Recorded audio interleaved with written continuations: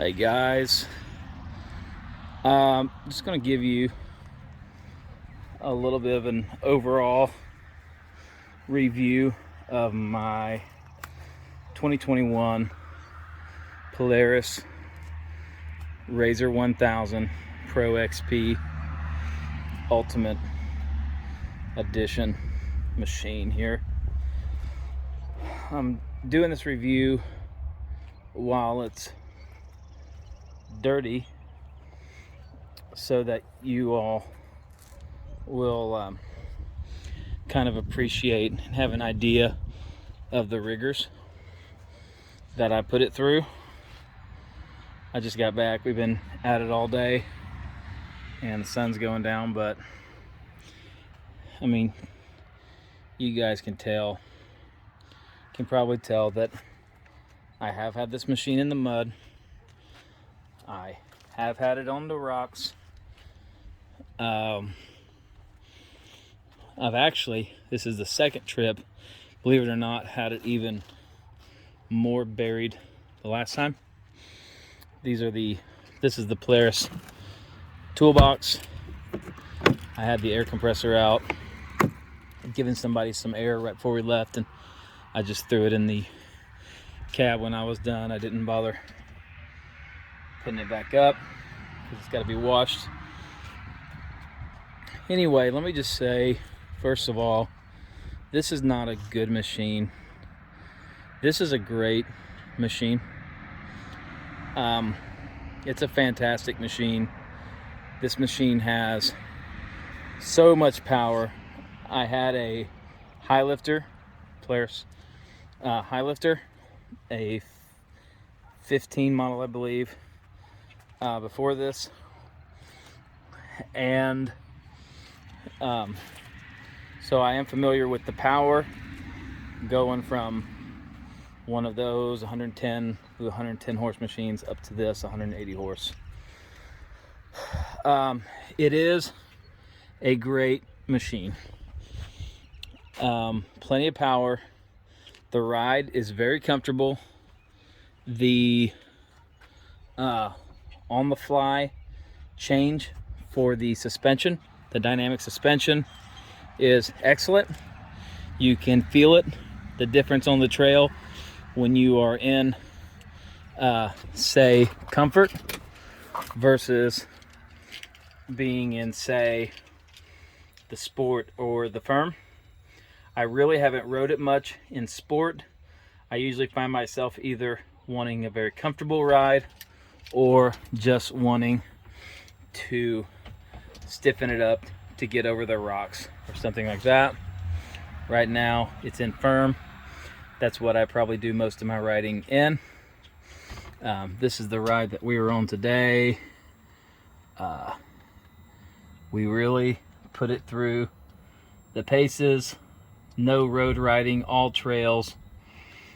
And I'll have to go in there and find out how many it's zeroed out, but I think it started a new ride. But put quite a few miles on it today. Very reliable, very dependable machine. The only issue that I did have performance-wise today was the seat belts. I had them clicked and the seatbelt light came on even though they were clicked, and the machine basically feels like it's going into limp mode. It wouldn't give me anything over 1500 RPMs. Honestly, I thought the machine was braking because I had my seatbelt on. The first thing I checked was my seatbelt, but the seatbelt light was on even though it was clicked, and I had to take it out, slam it back in, and that seemed to fix it. Performance-wise, that's really the only issue that I had today. Audio sounds good. I've got no problem with the Fosgate audio. The stereo works great. The Bluetooth connectivity is great. The ride command is great. The harnesses are very comfortable. The seats are very comfortable. There's just so much I love about the machine. So I want to say that before we get to the negatives. It is a great machine. On the negatives, there are a couple things that you should probably know about this machine. Number one, the probably the biggest issue that I'm having with this machine to date, right off the factory floor, there's an issue with the gear shift. Maybe it's just my machine. I've tried other machines, another Pro, and it was different. But basically, when I pull it into high, it's really not high. You have to give it more juice, and it kind of puts it down into the rubber. If not, you're kind of between low and high, and it actually threw an engine code. So, you know, you would think you could just pull it from park, pull it down to high, and call it a day, but no, you got to put extra pressure on it. Quite a bit of pressure, actually. I don't know if this is all machines or just mine, but that is the worst issue that I've had with it to date. Nuances, things that you may need to know: these seat belts go through the seats on the front, and unless somebody can tell me different, I believe you have to take these bolts loose in order to get these seat belts through the seat in order to remove your seats. You just need to know that. I was used to being able to just pop them out, spray it out, pop them back in.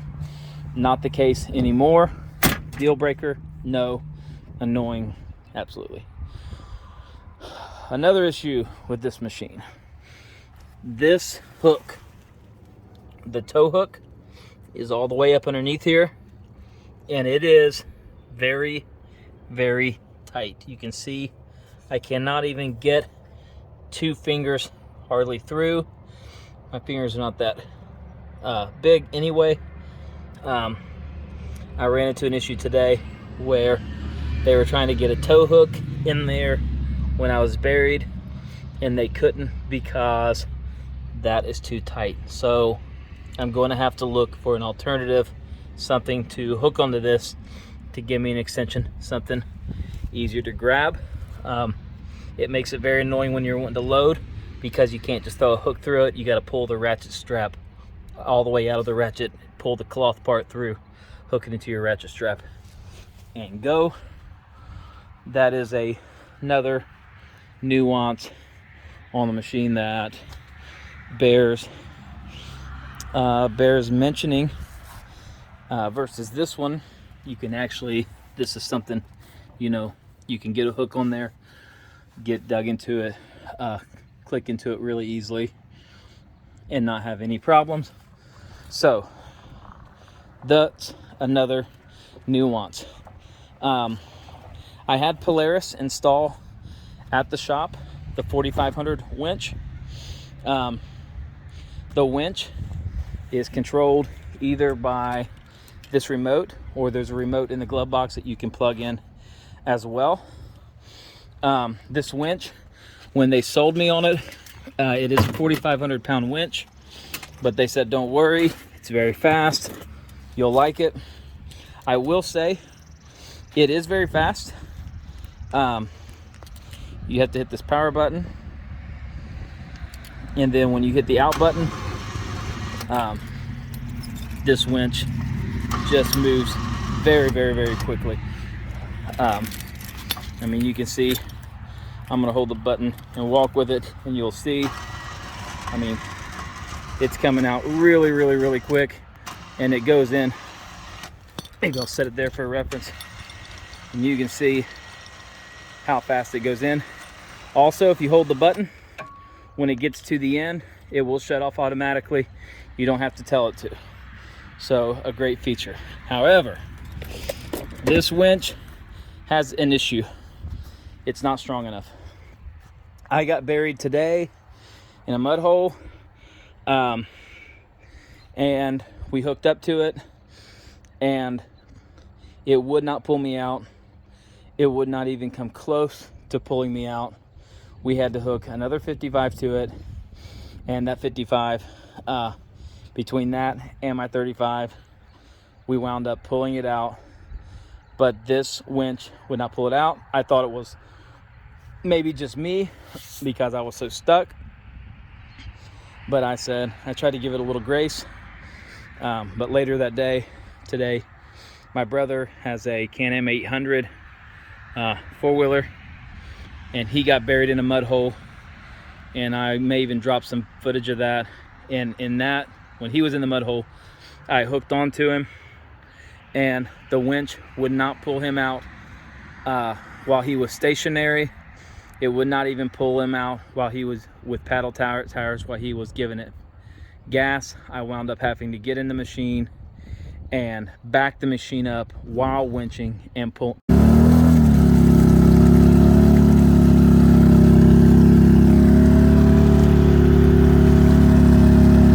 That's in. Hey Andrew, rock it. Huh? Record. I got Tom that rope. Hey, don't worry. This is why we leave when everyone else does. I said this is why we leave when everyone else does.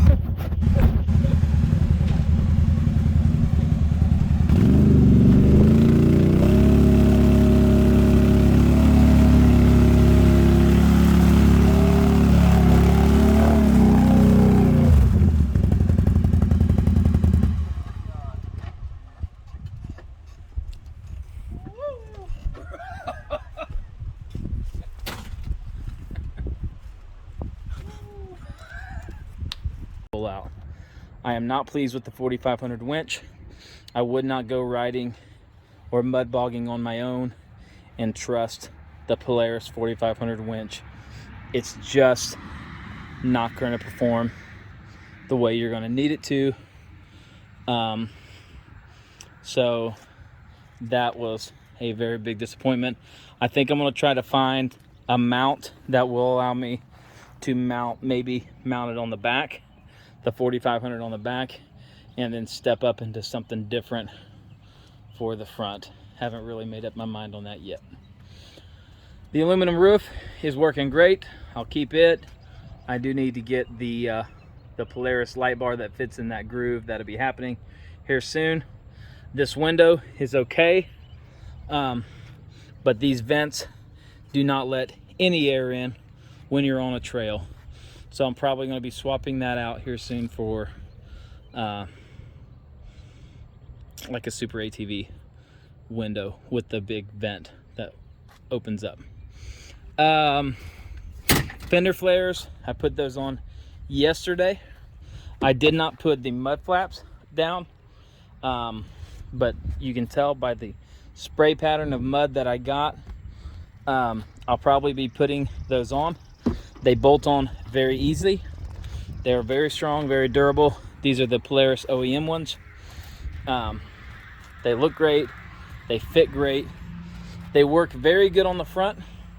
They kept most of the mud out. Believe it or not, it looked way worse the last time. However, the back ones, while they do fill in this spot, the back ones didn't save my back seat from getting buried.